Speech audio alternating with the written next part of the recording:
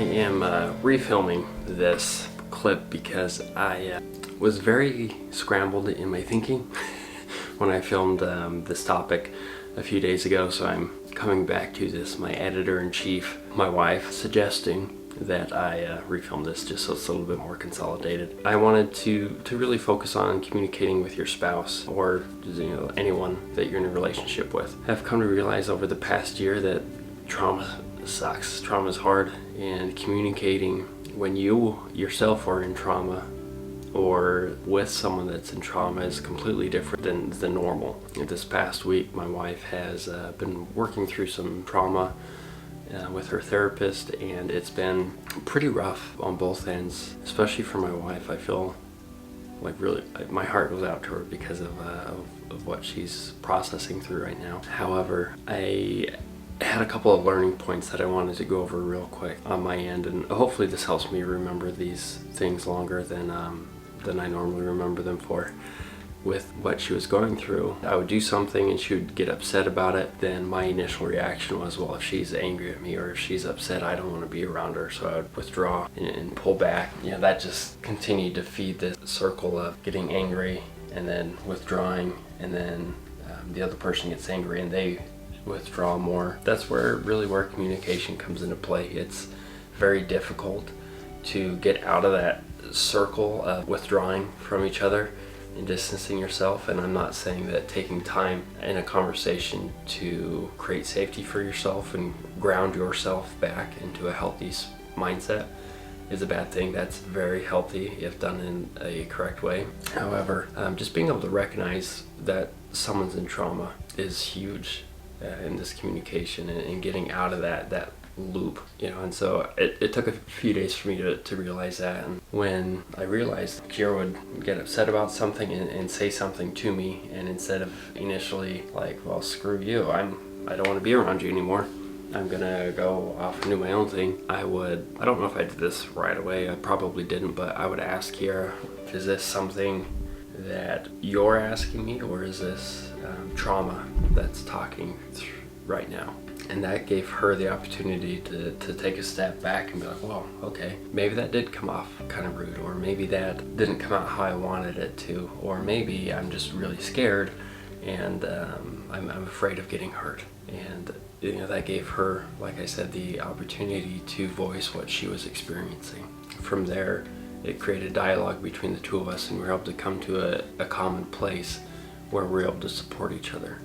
Because I wanted to support her when she's going through trauma, and she also doesn't want to say things that are rude to me. And this can go either way, She's definitely done this a lot of times to me, and it's been very beneficial for Kiera and I in our communication. The second thing that I wanted to talk about real quick is how to create safety for yourself in a disagreement, or argument, or whatever you want to call it, any conversation you're having. And this could be with anyone, but typically the only time I've had this experience is when I'm talking with Kiera. What that is taking a step back from the conversation and leaving it, and then so you can ground yourself again. So let's say Kiera and I were in a conversation. I said something to her that caused her to feel unsafe, that her trauma, or that was just really rude and insensitive.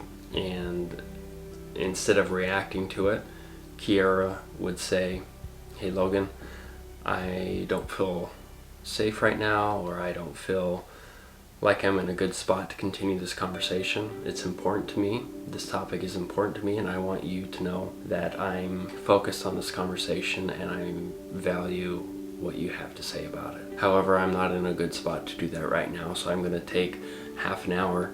I'll come back at 6:30, and it's very important that you say what time you're going to come back and how much time you need. But I'm going to take half an hour. I'll be back at 6:30, and I would like to continue talking about this, and then leave. And it's that person's responsibility to do the work to ground themselves and come back to what's going on. And then it's also the other person's responsibility to be like, okay, I'm really upset about this. However, I didn't mean to say this part. It came across wrong.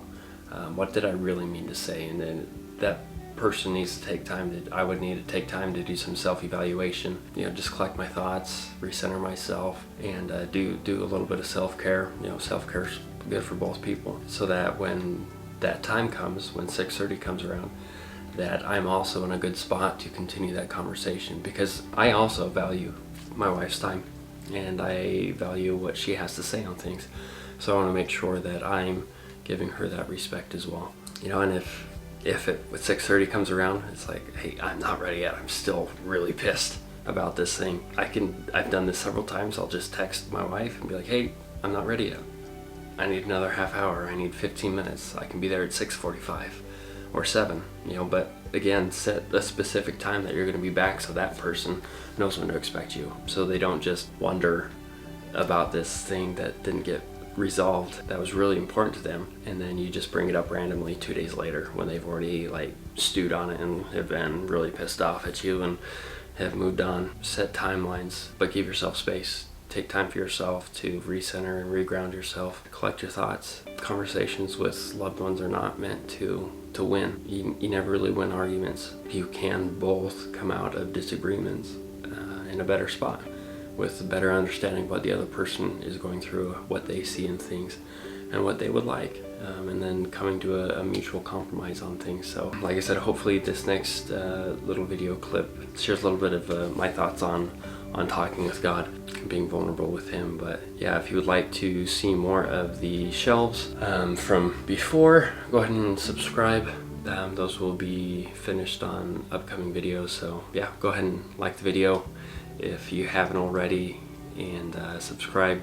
Really appreciate it. And I know that this channel has already helped some people, and I want to keep it going so that we can help a lot of people. I want to build a community of men that are supportive and understanding of themselves, know who they are and their value. So yeah, go ahead and hit subscribe, share the video if you want to. Thanks for watching. Bye. Hey puppy. I wanted to talk about communicating in a relationship with God as well. And growing up, I always thought that communication with God, obviously you talk to God through prayer and He talks to you, but I always thought that I had to speak a certain way. It felt like I had to go before a king and just be very formal. But for me at least, and this is just my perspective on it, I've come to grow and develop a better relationship with God the more that I talk to Him like a friend. Because He is my Father. God is my spiritual father, and He wants to hear from me. He wants to know how I'm doing, and several times curse in my prayers, not cursing at God or calling Him names, but I'm letting Him know how I'm feeling. I'm letting Him know what I'm going through. And I've come to realize that the more that I open up with God, the more that He can speak to me. I'm opening myself up to His promptings and His thoughts and His guidance in my life. That's just one thing that I wanted to add. Speak to God like He's real, like He's a person. Someone that you talk to every day. It's changed my view on God, and it's changed my relationship with Him. So hopefully it can do the same with you guys as you just open up with Him, with how you're feeling and what you're going through. And He's a really good person to vent to and just word vomit on. He's a big boy. He can take it.